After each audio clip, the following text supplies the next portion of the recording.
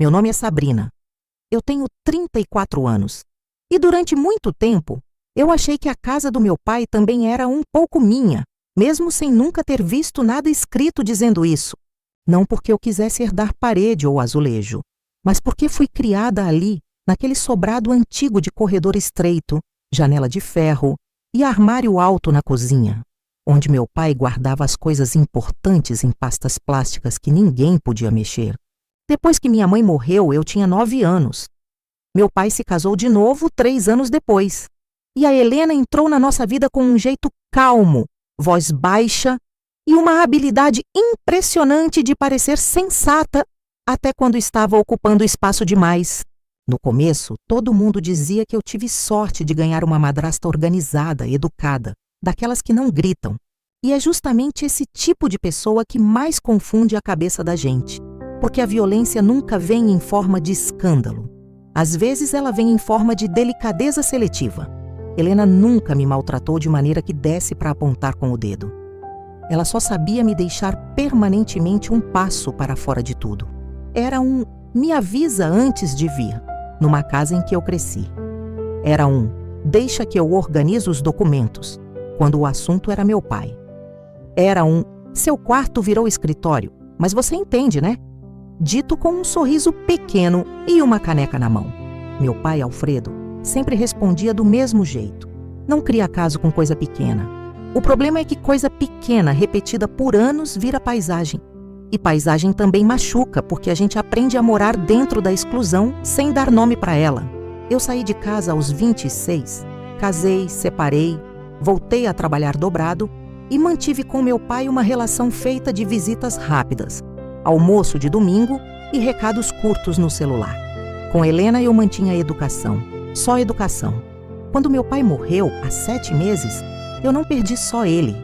Eu perdi o último elo que me fazia entrar naquela casa sem parecer intrusa. E o mais cruel é que eu só descobri isso de verdade quando precisei de um documento do imóvel para resolver uma pendência no inventário simples que Helena dizia estar quase encaminhado.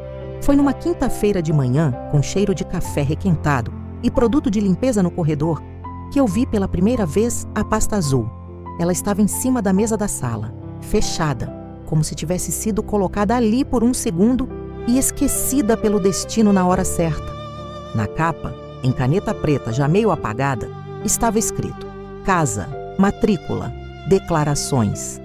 Depois da morte do meu pai, Helena passou a me procurar só quando precisava de alguma coisa prática. Resolver assinatura, levar certidão, falar com advogado, pegar segunda via, confirmar um número de documento, acompanhar idas ao cartório.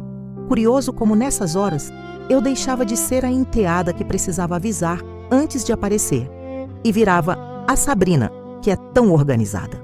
Eu conheço bem esse papel.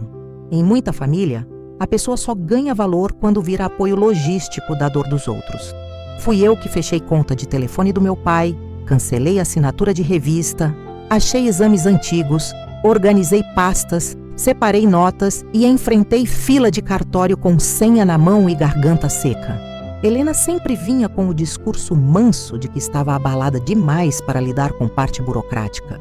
E eu, por ainda estar de luto também, confundia meu esforço com homenagem ao meu pai.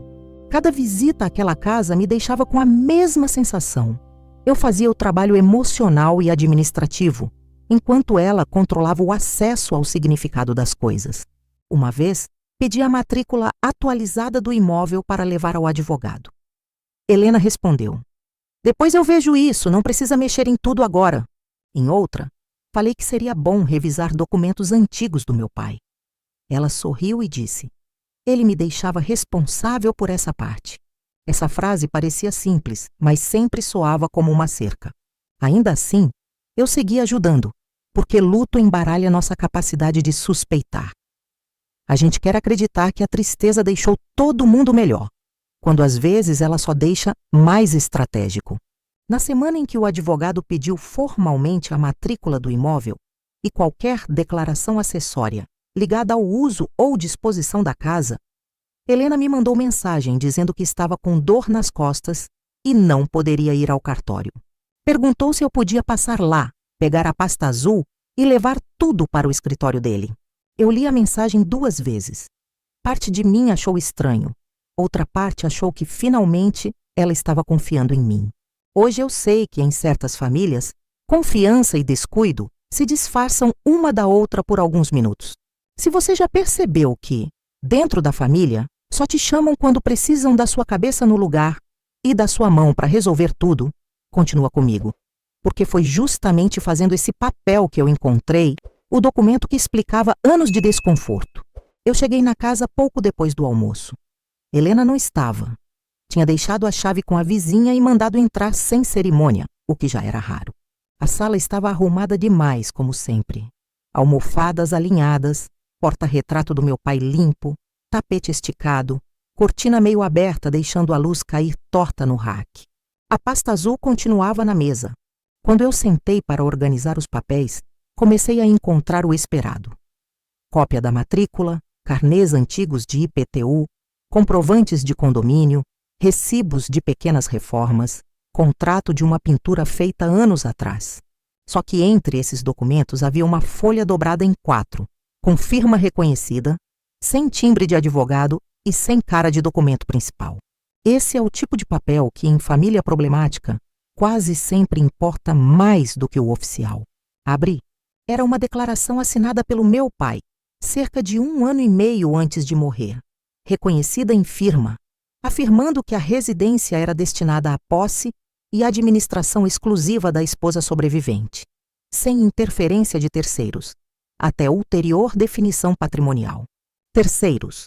A palavra me atravessou antes mesmo de eu entender o efeito jurídico daquilo. Eu, filha dele, criada ali, tinha sido reduzida em papel à categoria de terceiro preventivo. Continuei lendo com a vista tremendo.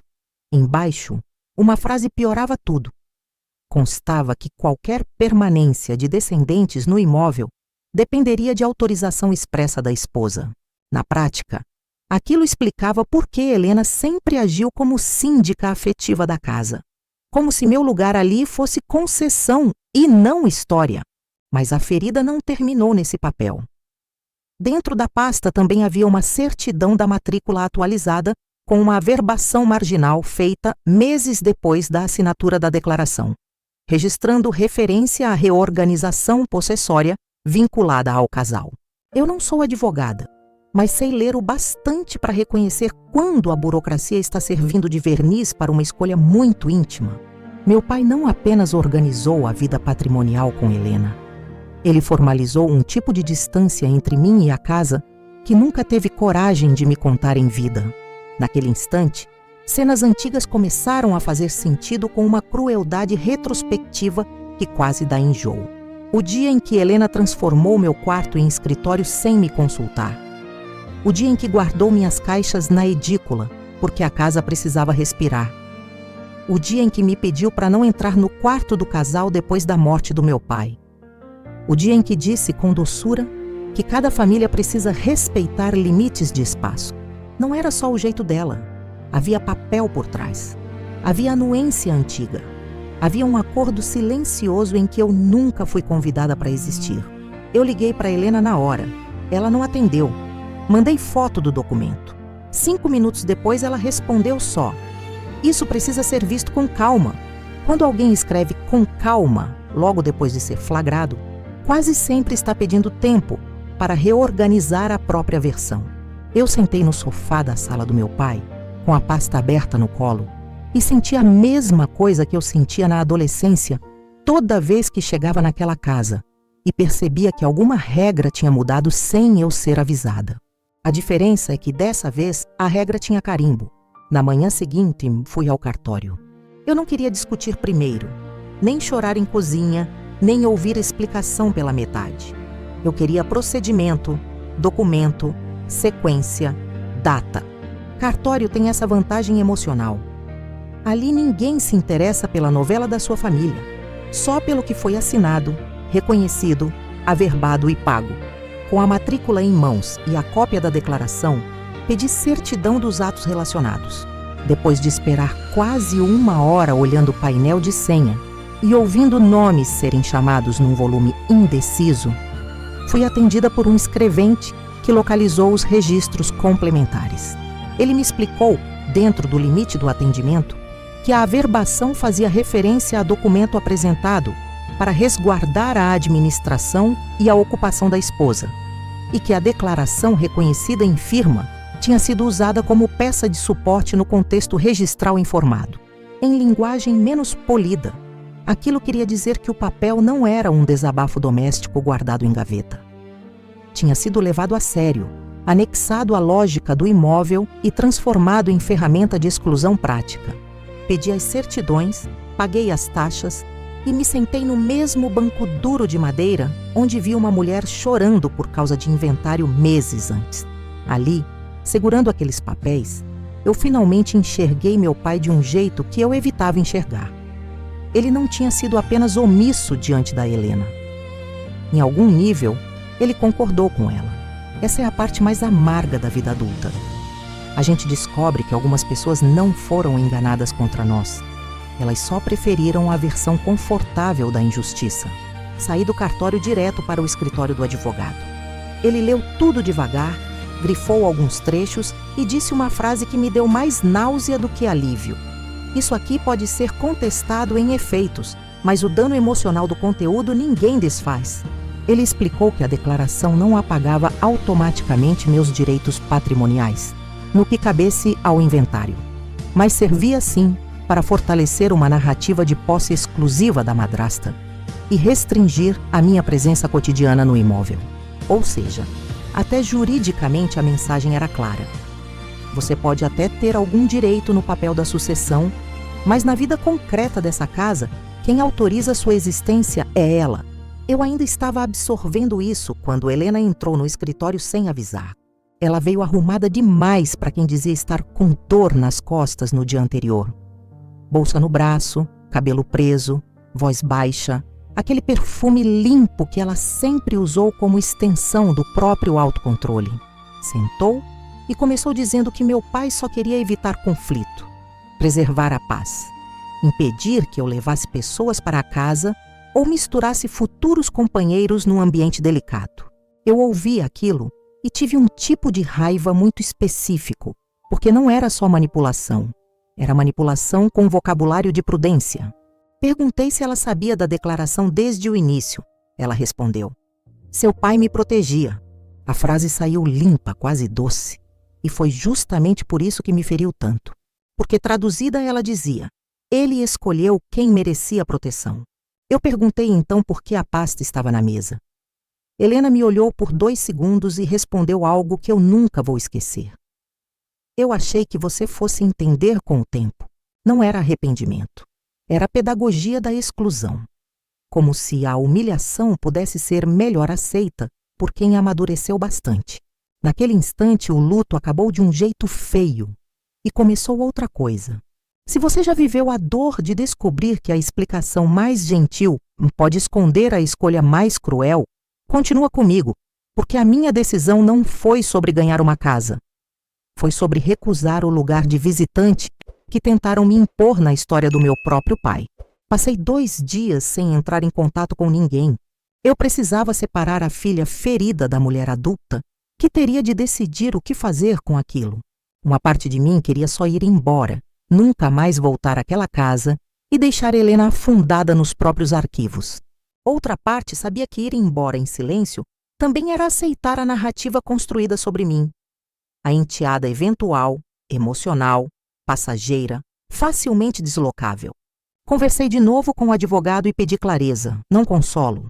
Ele disse que eu podia contestar formalmente os efeitos possessórios e narrativos daquela documentação no âmbito do inventário e resguardar meu acesso ao que me cabia, inclusive enfrentando eventual tentativa de blindagem indevida. Mas também foi honesto ao dizer que qualquer avanço real viria com custo, desgaste, rompimento, talvez venda do imóvel, talvez acordo amargo, talvez anos de convivência impossível. Ninguém sai limpo quando a disputa é por espaço afetivo transformado em papel. Nessa mesma semana, uma prima minha me ligou dizendo que eu precisava pensar bem, porque Helena sempre foi correta e meu pai não assinaria nada à toa. Eu agradeci e desliguei antes de discutir. Em família, reputação de pessoa correta costuma ser o biombo preferido de quem machuca sem levantar a voz. No terceiro dia, fui até a casa sozinha. Helena abriu a porta e recuou, como quem já sabia que eu não tinha ido conversar sobre saudade. A sala estava igual. A pasta azul já não estava mais na mesa. Isso me fez quase rir. Tarde demais para esconder papel lido. Eu falei com calma. Disse que não aceitaria mais a condução informal dos documentos, que tudo passaria pelo advogado e que eu contestaria qualquer uso daquela declaração para me reduzir a visitante da casa em que cresci. Helena tentou o caminho conhecido. Disse que eu estava emocional, que ela jamais quis me afastar, que meu pai só quis organizar responsabilidades. Eu interrompi. Pela primeira vez na vida eu a interrompi. Disse que organização sem conversa é controle. E proteção escolhida às escondidas também é uma forma de violência. Ela me olhou em silêncio, sem o sorriso pequeno de sempre. Ali eu percebi que certas pessoas perdem mais força quando a gente para de colaborar com a versão educada delas. Então tomei a decisão. Seguir com a contestação, exigir transparência integral do inventário e aceitar desde já que, se fosse necessário vender a casa para resolver tudo do jeito certo, eu preferia perder o cenário da minha infância a continuar aceitando ser tolerada dentro dele. Essa foi a decisão moral difícil da história. Não porque envolvesse dinheiro, mas porque envolvia despedida. A casa do meu pai era o último lugar onde eu ainda procurava algum sinal de continuidade com ele. Escolher o confronto significava admitir que a memória daquele lugar já tinha sido alterada antes mesmo de eu descobrir os papéis. Os meses seguintes foram duros, burocráticos e menos cinematográficos do que as pessoas imaginam quando ouvem a palavra justiça. Houve troca de notificações, revisão de documentos, discussão sobre alcance da declaração, cálculo, desgaste, parentes escolhendo lados com base em simpatia antiga e não em leitura de papel. No fim, consegui impedir que aquela documentação fosse usada como sentença emocional definitiva contra mim no processo sucessório. Também consegui formalizar meu lugar no que me cabia, sem depender da autorização afetiva da Helena para existir no mapa da casa. Mas a consequência veio junto. O imóvel acabou entrando em rota de solução que tornou a permanência ali inviável como antes. Em termos simples, eu ganhei justiça documental e perdi de vez a fantasia de que um dia pisaria naquela casa com a inocência de filha que simplesmente chega e entra. Helena se afastou. Nossa relação, que já era uma ponte estreita, virou margem oposta. Alguns parentes passaram a me tratar como quem arrastou as coisas, o que é uma forma preguiçosa de culpar quem tirou o pano da mesa. Só que houve uma reviravolta menor, quase silenciosa, e foi ela que realmente me atravessou. Durante a organização final de alguns pertences, encontrei numa gaveta do armário do meu pai um bilhete antigo, desses sem valor legal nenhum. Era uma lista de coisas para resolver, escrita por ele anos antes. Entre itens banais, como trocar a resistência do chuveiro e pagar o seguro do carro, havia uma frase isolada. Conversar com Sabrina sobre a casa. Ele nunca conversou. E foi essa frase, justamente essa, que bagunçou meu coração de um jeito diferente. Porque ela não me inocentou meu pai, mas me mostrou que em algum momento ele soube que me devia a verdade. Não teve coragem, não teve prioridade, não teve firmeza, mas soube. Às vezes, o máximo de reparação que a gente recebe da vida não é um pedido de desculpas. É a prova tardia de que a ferida não foi invenção nossa. Hoje eu não passo mais naquela rua sem cuidado. Ainda sinto um aperto quando vejo casa antiga com janela de ferro e cortina clara. Mas já não confundo pertencimento com tolerância. Aprendi tarde, do pior jeito, que ser deixada entrar não é o mesmo que ter lugar. E foi no cartório, lendo uma linha burocrática numa certidão fria, que eu finalmente entendi por que durante tantos anos eu me sentia visita onde deveria ter sido filha sem ressalvas. Se essa história mexeu com você, comenta com sinceridade. Em que momento da sua vida você percebeu que estava sendo apenas tolerado num lugar onde achava que pertencia? E se você acompanha relatos assim, Se inscreve para continuar comigo nas próximas histórias.